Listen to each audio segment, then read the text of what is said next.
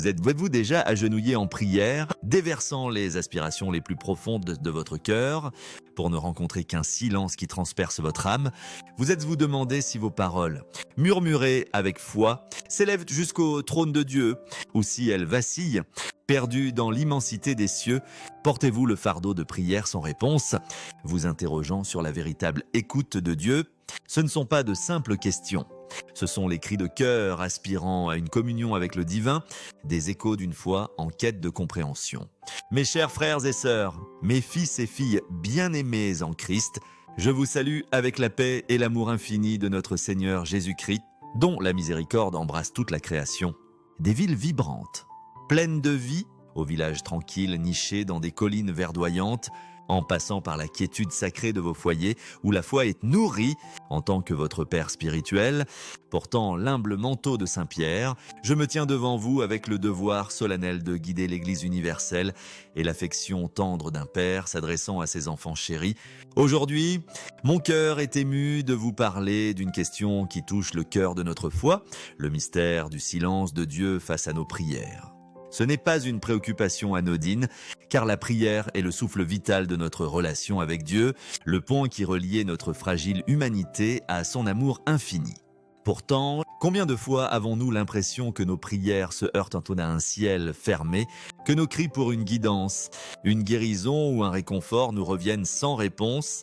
Ce silence n'est pas un signe de l'absence de Dieu, mais une invitation à se rapprocher, à examiner nos cœurs et à aligner nos vies sur sa volonté divine.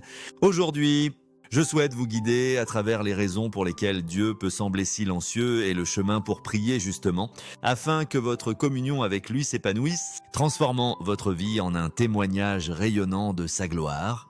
Marchons ensemble, les cœurs ouverts, confiants que l'Esprit Saint illuminera notre chemin. Avant d'aller plus loin, je vous invite maintenant à vous unir à moi comme une seule famille en Christ. Dans les commentaires, partagez votre nom et le lieu que vous appelez chez vous, vous joignant à nous dans l'étreinte de l'Esprit Saint, offrez cette simple prière. Seigneur, apprends-moi à prier justement, comme le déclare le psaume 139:4. L'Éternel t'a sondé et connu, discernant tes pensées de loin, connaissant tes paroles avant qu'elles ne se forment sur ta langue.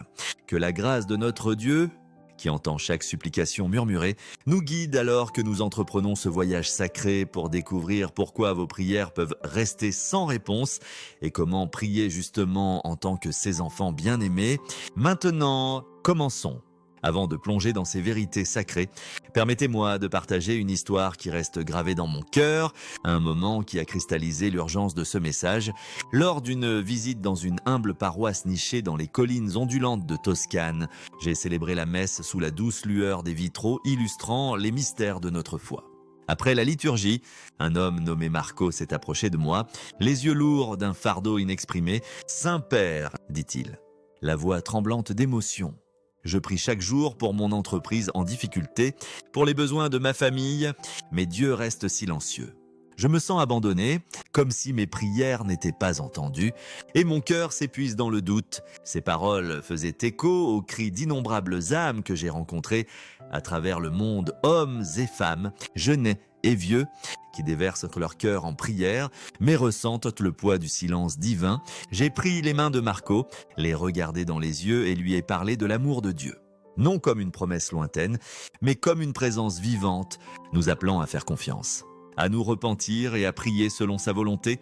Cette rencontre façonne les mots que je partage avec vous maintenant, alors que nous explorons les obstacles qui entravent nos prières et le chemin vers une communion plus profonde avec notre Créateur.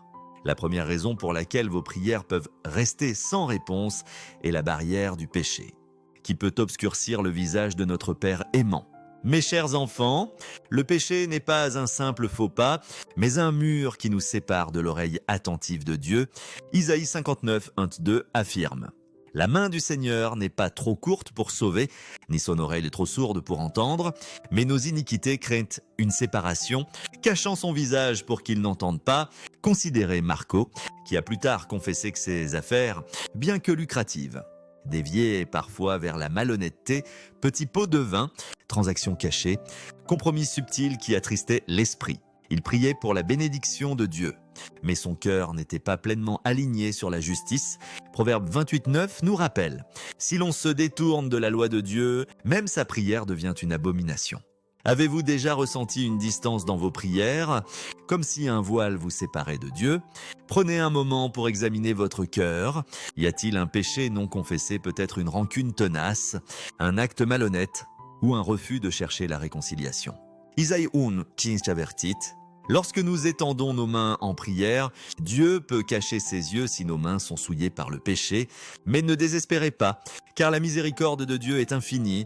Le sacrement de la réconciliation est une fontaine de grâce où vous pouvez mettre votre âme à nu et prier « Seigneur, révèle toute faute qui me sépare de toi. L'Esprit Saint apportera doucement à la lumière ce qui doit être guéri. Comme nous l'assure 1 Jean 1:9, si nous confessons nos péchés, Dieu est fidèle et juste pour nous pardonner et nous purifier de toute iniquité. » C'est une prière que Dieu répond toujours, car son cœur aspire à restaurer ses enfants. Créez une habitude quotidienne d'examen de conscience, peut-être devant un crucifix ou lors de l'adoration eucharistique, en demandant « Ai-je vécu aujourd'hui comme ton enfant ?» Allez régulièrement à la confession, laissant le prêtre, agissant en la personne du Christ. Vous absoudrez et renouvelez votre âme. Dans votre paroisse, organisez un service de réconciliation, invitant les autres à vivre ce sacrement de guérison. Enseignez à vos enfants la valeur du repentir. Peut-être à travers les histoires de saints comme saint Augustin, qui a trouvé la liberté par la confession, efforcez-vous de vivre dans la sainteté. Car, comme nous y invite 1 Pierre 1:16, nous sommes appelés à être saints comme Dieu est saint. Un cœur juste, purifié par la grâce, prie avec puissance. Comme le confirme Jacques 5:16, la prière du juste est puissante et efficace. En nous détournant du péché, nous préparons nos cœurs pour la vérité suivante. Car un cœur purifié par la grâce est prêt à chercher la volonté de Dieu. La deuxième question à considérer est de prier en dehors de la volonté de Dieu, une raison subtile mais profonde, pour laquelle nos prières peuvent te sembler sans réponse. Mais bien aimé, la volonté de Dieu est parfaite, une tapisserie divine tissée d'amour et de sagesse, tandis que nos désirs sont souvent obscurcis par des limites humaines. Jacques 4:3 déclare « Nous demandons et ne recevons pas parce que nous demandons mal ». Cherchant à le dépenser pour nos passions, beaucoup abordent la prière en s'attendant à ce que Dieu exauce chaque souhait, comme un génie réalisant des désirs. Mais la prière n'est pas une transaction. C'est un abandon au plan de Dieu, une offrande humble de nos cœurs à son dessein divin. Imaginez un homme qui reçoit une offre d'emploi lucrative promettant richesse et prestige sans chercher la guidance de Dieu. Il accepte, priant uniquement pour le succès dans cette nouvelle entreprise. Pourtant, Dieu savait que cet emploi l'éloignerait de sa véritable vocation témoignée auprès d'un collègue dans son rôle actuel. Grandir dans la foi à travers les défis là-bas, sa prière, bien que fervente, était désalignée avec la volonté de Dieu. La prière juste aurait été « Seigneur, cette opportunité vient-elle de toi? Guide-moi vers ton chemin. » Car je fais confiance à ton plan plus qu'au mien. Jésus lui-même a modélisé cet abandon dans Luc 22:42. « Priante, Père, si tu veux, éloigne de moi cette coupe, cependant, que ce ne soit pas ma volonté, mais la tienne qui soit faite. » Lorsque nous prions, nous devons approcher Dieu avec humilité, cherchant sa volonté au-dessus de nos propres désirs. 1 Jean 5:14 nous assure, si nous demandons quelque chose selon sa volonté, il nous entend. Comment discerner sa volonté? Créez un espace sacré pour la prière. Peut-être un coin de votre maison avec un crucifix, une bougie et une Bible ouverte, où vous pouvez prier. Esprit Saint, aligne mon cœur sur la volonté de Dieu. Assistez à la messe avec un cœur ouvert à la guidance de Dieu. Laissant l'Eucharistie fortifier votre abandon, priez le rosaire. Méditant sur le fiat de Marie, qu'il me soit fait selon ta parole, comme modèle de confiance. Dans votre paroisse, organisez un groupe de prière pour chercher ensemble la volonté de Dieu, partageant des histoires de la manière dont sa guidance a façonné vos vies. Considérez les moments où vous avez prié pour quelque chose, un emploi, une relation, une résolution pour découvrir que la réponse de Dieu était différente, mais meilleure que ce que vous cherchiez. Faites confiance à ce que son silence n'est pas un rejet, mais une redirection, vous guidant vers des chemins qui le glorifient. Organisez une retraite paroissiale sur le discernement. explorant des passages comme Jean 15, 7, qui nous invite à demeurer en Christ pour que nos prières s'alignent sur sa volonté. Enseignez à vos enfants à chercher le plan de Dieu, peut-être à travers les histoires de saintes comme Saint Ignace, qui a trouvé la volonté de Dieu par le discernement. En alignant nos prières sur la volonté de Dieu, nous ouvrons nos cœurs à la vérité suivante, car les prières enracinées dans la confiance nécessitent le fondement de la foi. La troisième raison pour laquelle nos prières peuvent rester sans réponse est le manque de foi, qui entrave notre communion avec Dieu.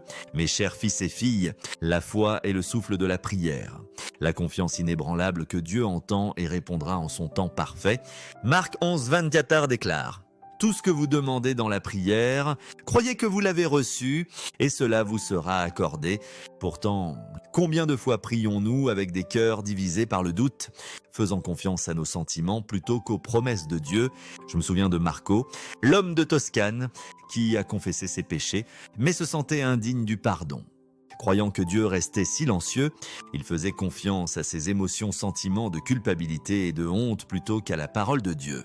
Un nouveau péché qui obscurcissait sa foi, Jacques 1,6 nous rappelle: demandez avec foi, sans douter, car celui qui doute est comme une vague agitée par le vent.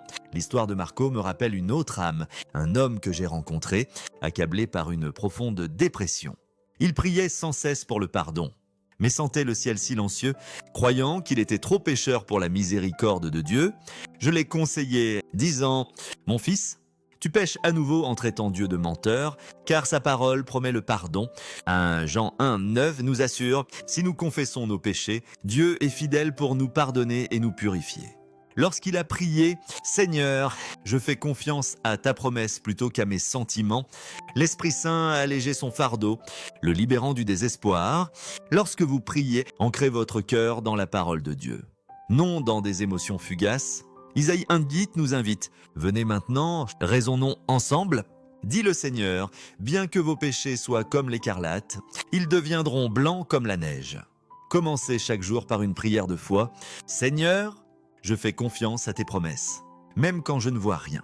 Passez du temps devant le Saint-Sacrement, où la présence du Christ fortifie votre foi, et priez la couronne de la divine miséricorde, confiant vos doutes à sa miséricorde. Dans votre paroisse, organisez une soirée de témoignages, partageant des histoires de prières exaucées pour renforcer la foi de votre communauté. Enseignez à vos enfants à faire confiance aux promesses de Dieu, peut-être à travers les histoires de saints comme Sainte Thérèse, dont la foi enfantine l'a soutenue dans les épreuves d'Yama. Réfléchissez au moment où le doute a obscurci vos prières, mais où la fidélité de Dieu a prévalu. Peut-être une prière pour la guérison a été exaucée, non par une cure, mais par la paix, ou une supplication pour la guidance a conduit à une clarté inattendue. Ce sont des signes de la présence de Dieu agissant à travers votre foi. Organisez une retraite paroissiale sur la foi, explorant des passages comme Hébreux 11, qui célèbre la foi des saints. Que vos prières soient des actes audacieux de confiance, enracinés dans la certitude de l'amour de Dieu.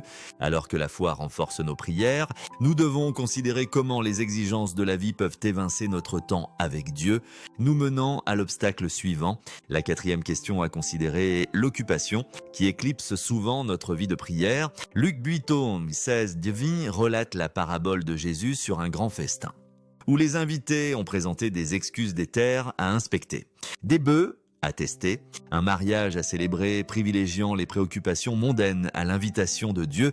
Mes enfants, combien de fois laissons-nous les exigences du travail, de l'école ou des tâches quotidiennes reléguer la prière aux marges de nos vies? Je confesse qu'il y a eu des matins où mon propre emploi du temps, réunion, voyager, devoir de pontife a consumé mon temps, laissant peu de place pour Dieu. Pourtant, c'est une illusion que nous nous racontons, que nous manquons de temps pour prier. La vérité est que la prière n'est pas une priorité lorsque l'occupation règne. La réalité n'est pas un manque de temps, mais un manque de priorisation. Réfléchissez à ce que vous placez avant Dieu. Est-ce que le travail, le divertissement ou les obligations?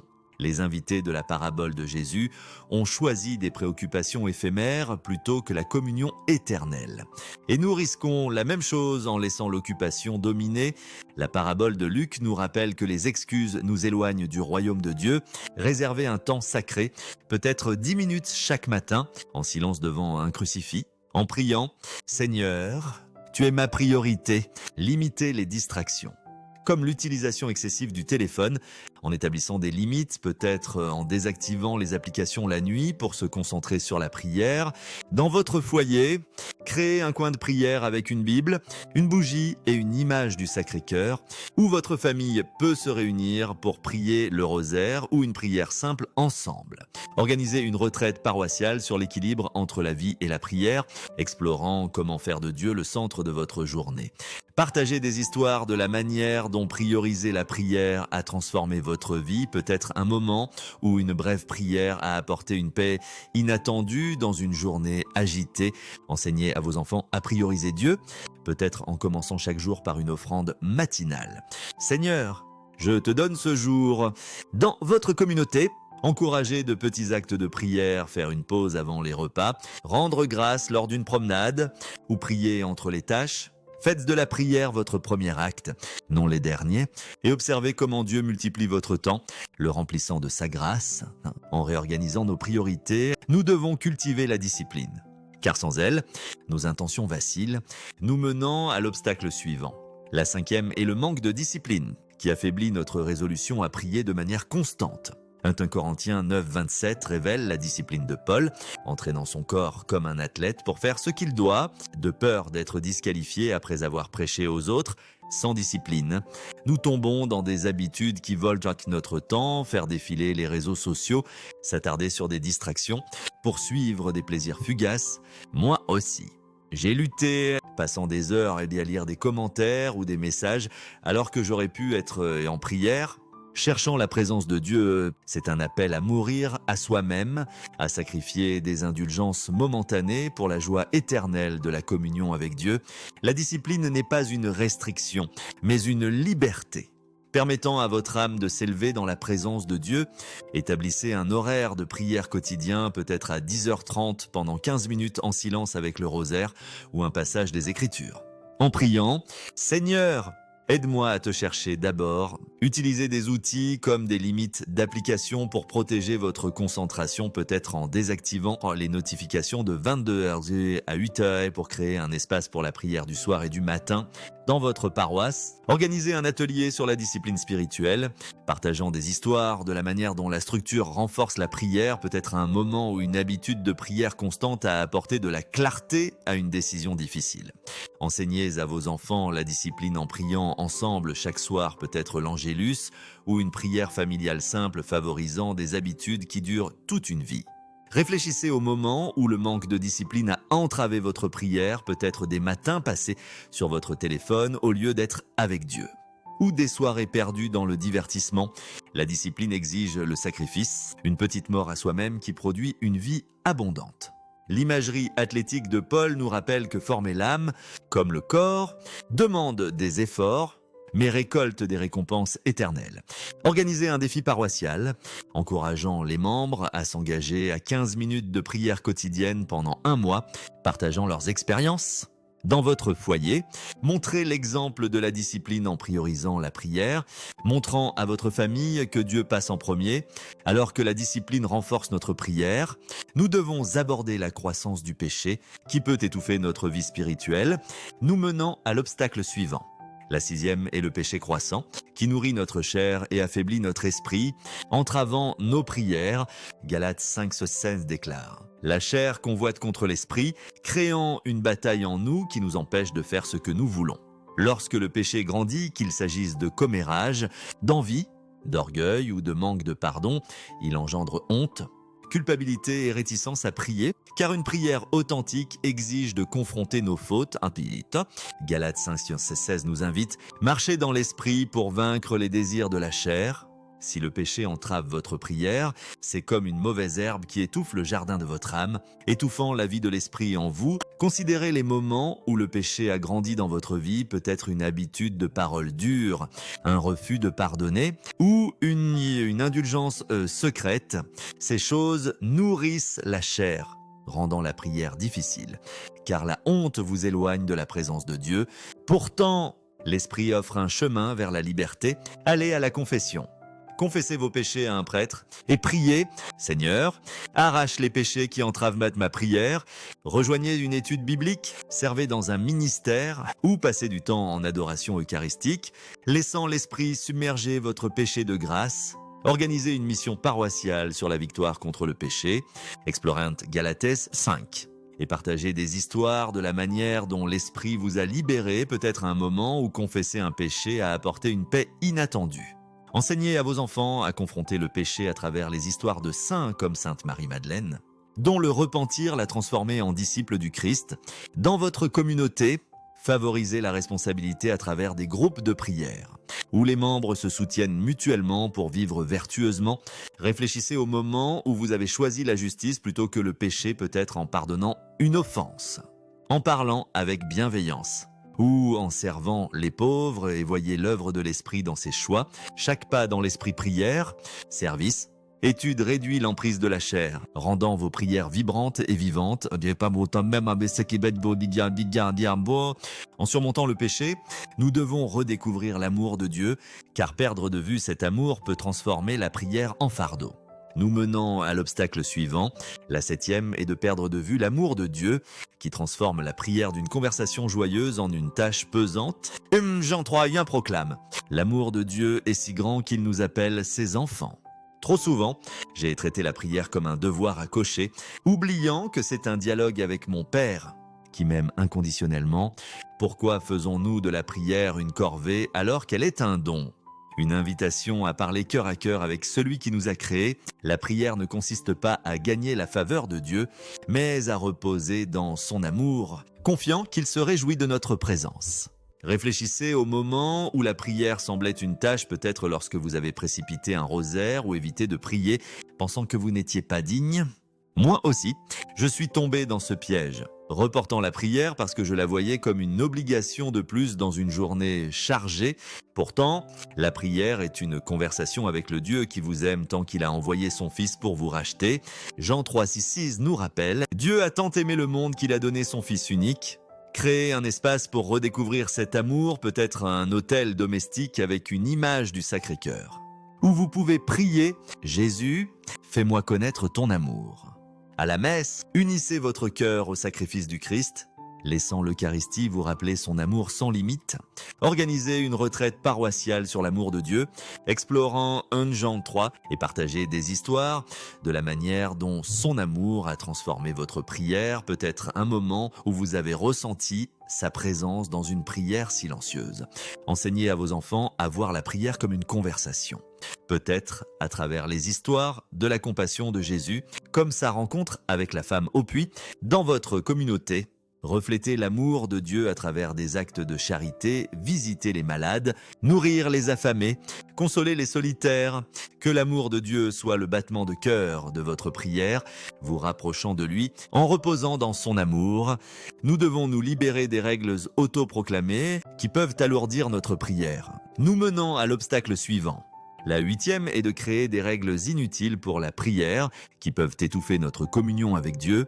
Marc 7:2 relate les pharisiens critiquant les disciples de Jésus pour ne pas suivre les rituels humains de lavage des mains avant de manger. Ces règles, absentées de la loi de Dieu, accablant les fidèles de traditions humaines, moi aussi, je suis tombé dans ce piège, pensant que je devais prier 1 heure, lire les Écritures d'abord, ou m'agenouiller en solitude pour prier justement. Quand le temps manquait, je sautais la prière, croyant que ce n'était pas assez. Pourtant, Dieu désire votre cœur. Pas des règles rigides, la prière peut être un murmure rapide dans votre voiture, un remerciement avant un repas ou une supplication entre 2 tâches. Réfléchissez aux règles que vous avez imposées à votre prière, peut-être en pensant que vous devez prier pendant un temps précis, dans un lieu spécifique ou dans une posture particulière. Ces règles peuvent devenir comme les traditions des pharisiens, vous éloignant de la simplicité de Dieu. Marc 7:3-4 nous rappelle que Jésus a réprimandé ces règles humaines, nous appelant à une adoration authentique. Priez comme vous vivez en conduisant au travail, entre 2 séries, à la salle de sport ou lors d'une promenade offrant « Seigneur, je suis à toi en cet instant », dans votre foyer, Enseignez à vos enfants à prier n'importe où, n'importe quand, peut-être avec une courte prière avant le coucher. Jésus, je t'aime. Organisez un atelier paroissial sur la prière simple. Explorant Marc 7. Et encouragez la prière spontanée avant les repas, pendant les luttes ou dans les moments de joie dans votre communauté. Favorisez une culture de prière accessible. Partagez des histoires de la manière dont de brèves prières vous ont rapproché de Dieu, peut-être un moment de gratitude qui a élevé votre esprit. Organisez une marche de prière paroissiale. Puis tout en traversant votre quartier, reflétant la présence de Dieu dans la vie quotidienne, que la prière soit un dialogue vivant, libre du poids des traditions humaines.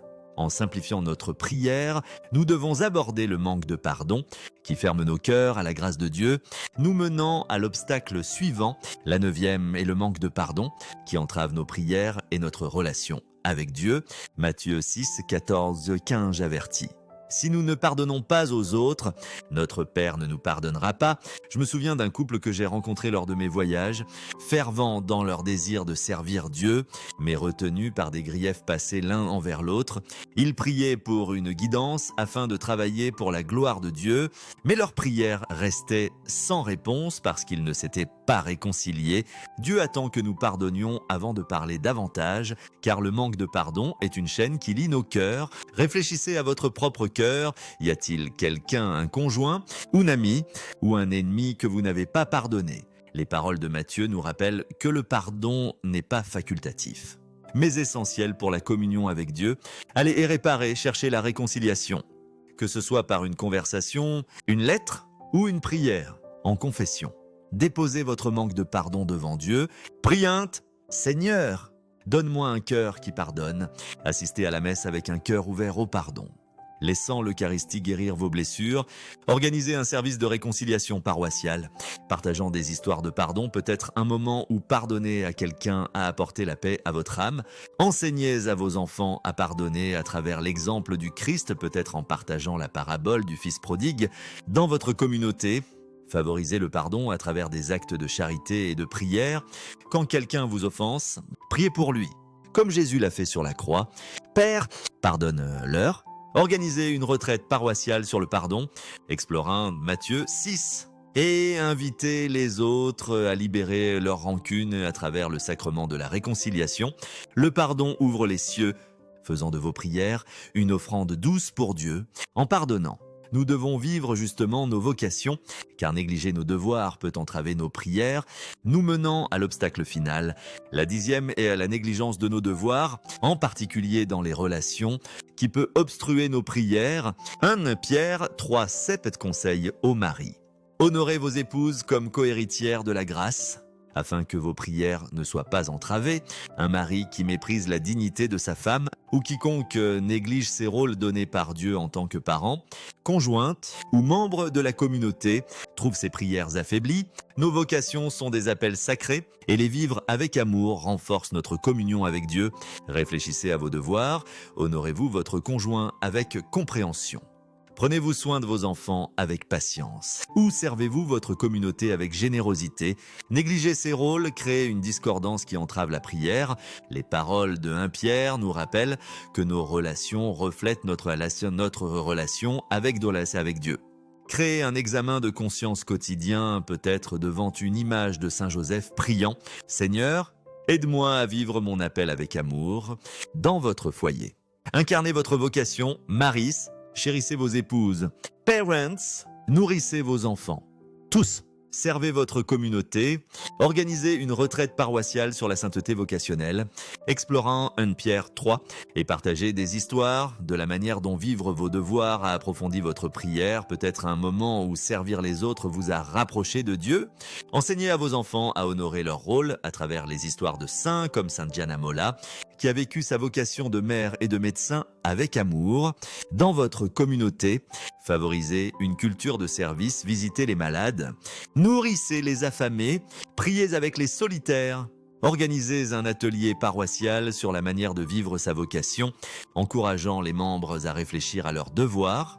Accomplissez votre appel avec amour et vos prières s'élèveront avec puissance, car un cœur aligné sur le dessein de Dieu prie avec clarté et force. En embrassant nos devoirs, nous bouclons la boucle. prêts à prier justement avec un cœur purifié, aligné et fidèle.